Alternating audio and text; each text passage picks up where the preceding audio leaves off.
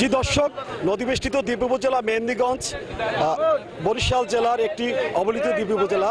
16টি ইউনিয়নের প্রতিটি ইউনিয়নই কম বেশি নদী ভাঙনের শিকার হচ্ছে। আমি এই মুহূর্তে দাঁড়িয়ে আছি চরকিউড়িয়া ইউনিয়নের সীমান্তবর্তী এলাকা, পাশের হিজদা আলীগঞ্জ বাজার। দেখতে পাচ্ছেন পুরো এলাকা জুড়ে নদীতে ভিটেমাটি ভাঙনের চিত্র, শুনশান নীরবতা ও ভিটামাটা হারা মানুষের আত্মনাদ। দিন যতই গড়াচ্ছে সর্বহারা মানুষ তার পূর্বপুরুষদের ঠিকানায় হারিয়ে ফেলছে। মিলছে না কোনো আশ্বাস, হচ্ছে না কোনো দৃশ্যমান প্রতিরোধ ব্যবস্থা। তাহলে কি রাক্ষসী মেঘনার বুকে বিলীন হবে শত শত স্বপ্ন, হারিয়ে যাবে পূর্বপুরুষদের রেখে যাওয়া স্মৃতি? তার পরিপ্রেক্ষিতে সমাজের তত্ত্বাবধায়কদের দৃষ্টিপাত করার জন্য উত্তর চরগ্রাম মেঘনা নদীর ভাঙন রক্ষা পেতে উত্তরচর মানব কল্যাণ ফাউন্ডেশনের উদ্যোগে মানববন্ধনের আয়োজন করা হয়েছে। তাদের ভাষ্যমতে আলীগঞ্জ বাজারের পশ্চিম পাশে স্থায়ী বাঁধ হইতে উত্তর দাঁতপুর ফেরিঘাট পর্যন্ত স্থায়ী বাঁধ দ্রুত নির্মাণে দ্রুত কর্তৃপক্ষের দৃষ্টি আকর্ষণ করছে। কথা বলতে চাচ্ছি, যুক্ত হব সহকারী attorney general advocate Helal Uddin তার কাছে। যদি আপনার কাছে জানতে চাচ্ছি নদী ভাঙন ব্যবস্থার আপনি এখানে আশ্বাস আর কি তাদেরকে দিচ্ছেন এবং কি প্রতিরোধ ব্যবস্থা কি কি করতে? ধন্যবাদ। বিসমিল্লাহির রহমানির রহিম। আমি তো আশ্বাস দেওয়ার কেউ না ভাই, আমি আপনার মতো আমাদের মতো এই অঞ্চলের এখন যারা জনগণ আছে তাদের মতো একজন জনগণ। আমি দীর্ঘদিন না 5 তারিখের পর থেকে গত 6 মাস যাবৎ চেষ্টা করতেছি নদী ভাঙ্গন কবলিত মেহেন্দিগঞ্জের প্রত্যন্ত অঞ্চলগুলো, যেখানে নদীর কবলে মানুষগুলো খুবই কষ্টে আছে, তাদেরকে নিয়ে ইতিমধ্যে আলহামদুলিল্লাহ অনেকগুলো প্রকল্প বাস্তবায়ন হয়েছে। স্থায়ী বাঁধ বলতে ব্লক দিয়ে, সেটা আমাদের পিছনে সাদেকপুর থেকে 9 কিলোমিটার 712 কোটি টাকার যেই প্রকল্পটা এখন এখানে আছেন। আর এই প্রকল্প আমরা এখন যেখানে দাঁড়িয়ে আছি এখানে জিও ব্যাগের 5 কোটি টাকা, পাশে আরেকটা প্রকল্প 5 কোটি টাকার অলরেডি অনুমোদন হয়ে আছে, ফান্ড বরাদ্দের অপেক্ষায় আছে। তা আপনার মাধ্যমে আমি আজকে আপনাদের হয়ে, এই জনগণের একজন হয়ে আমি আমাদের সংশ্লিষ্ট দপ্তরের সবাইকে অনুরোধ করব, বিনয়ের সাথে অনুরোধ করব যেন ওই 5 কোটি টাকার জিও ব্যাগের সেইটা যেন বাস্তবায়ন হয়। তাহলে অন্তত স্থায়ী ভাত, আবার নতুন প্রকল্প, সময় সাপেক্ষের বিষয়, ওগুলো বাস্তবায়ন হওয়ার আগে এই মানুষগুলো স্বস্তিতে থাকুক। অসংখ্য গোরস্থান, অসংখ্য স্থাপনা, সরকারি স্থাপনা এই নদীর বাকি আছেন, যেগুলো বিলীন হওয়ার পথে।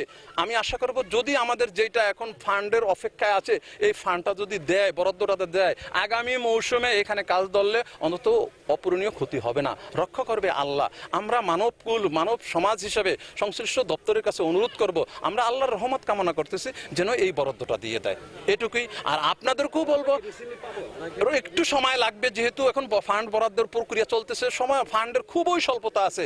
আমি সেভারাল টাইম মন্ত্রণালয়ে, অধিদপ্তরে এবং পানি উন্নয়ন বোর্ডে সব জায়গায় গেছি, তারাও অসহায়। বিগত সরকার আমলে যে ফান্ডগুলো আসছে সেই খাস কোথায় করছে আল্লাহ ভালো জানে, আর ওরা ভালো জানবে। ছাড়াও আপনার শ্রীপুর, লেঙ্গুটিয়া, জাঙ্গালিয়া এইসব ইউনিয়নে কিন্তু ভাঙন প্রবণ এলাকা। এই ক্ষেত্রে কি আপনি কোনো পদক্ষেপ নিয়েছেন? জি, থ্যাংক ইউ আপনাকে। হ্যাঁ, থ্যাংক ইউ। আমার শ্রীপুরে নিয়ে 2.5 কিলোমিটারের স্থায়ী বাঁধের পাশ আলহামদুলিল্লাহ ওইটা অনুমোদনের অপেক্ষায়। ওইটার ফান্ড ওইটা একনাকে যাবে না, ওইটা হয়ে যাবে। শ্রীপুরবাসীর জন্য সুখের সংবাদ, এটা বাতিল হয়ে গেছিল, সেটা আবার ইনশাল্লাহ চালু হইতেছে। প্রায় 49 কোটি 67 লক্ষ, কম বেশি হইতে পারে এই টাকা স্থায়ী বাঁধ শ্রীপুর সেফ। আমার জাঙ্গালিয়াও সেম এরকম বরাদ্দ আছে, ফান্ড অপেক্ষা। যদি ফান্ড না পাওয়া যায় তাহলে কি হবে আল্লাহ ভালো জানেন। তারপরেও আমি চেষ্টা করতেছি যে ছোট ছোট মুহূর্তে যেই পয়েন্টগুলো আছে, পয়েন্টগুলোতে অল্প অল্প বরাদ্দ দিয়ে যাতে এই মানুষগুলোকে কিছুটা লাঘব করা যায়। যেখানে স্কুল আছে, যেখানে গোরস্থান আছে, যেখানে প্রাইমারি স্কুল আছে এবং হাই স্কুল আছে, স্থাপনা আছে, সরকারি স্থাপনা, এগুলো রক্ষার জন্য সব জায়গায় মোটামুটি মেহেন্দিগঞ্জের প্রতিটা স্পটেই এখন দরখাস্ত দেওয়া আছে এবং সরকারের পক্ষ থেকে অনুমোদনের অপেক্ষা আছে, ফান্ডের অপেক্ষা। ফান্ড আসলে ইনশাল্লাহ কাজ শুরু হয়ে যাবে। এইটাই আমাদের এখন বড় চ্যালেঞ্জ, ফান্ডটা পাওয়া। দেখা যায় এটা হচ্ছে মেঘনা নদী।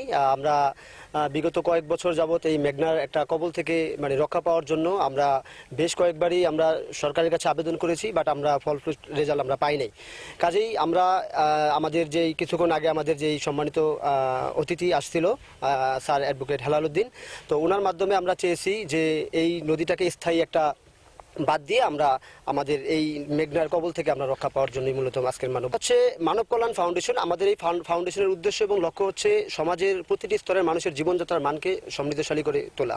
এটা হতে পারে শিক্ষা ক্ষেত্রে, হতে পারে চিকিৎসা ক্ষেত্রে, হতে পারে এবং যে কোনো মানবিক ক্ষেত্রেই আমরা এগিয়ে যাই। তো শুনলেন আপনারা, তো শুধু আশ্বাসই নয়, দৃশ্যমান পদক্ষেপ চায় এলাকাবাসী। তো বরিশালে মেহেন্দিগঞ্জ থেকে মোস্তাফিজুর রহমান শিবলু, চ্যানেল এস, মেহেন্দিগঞ্জ।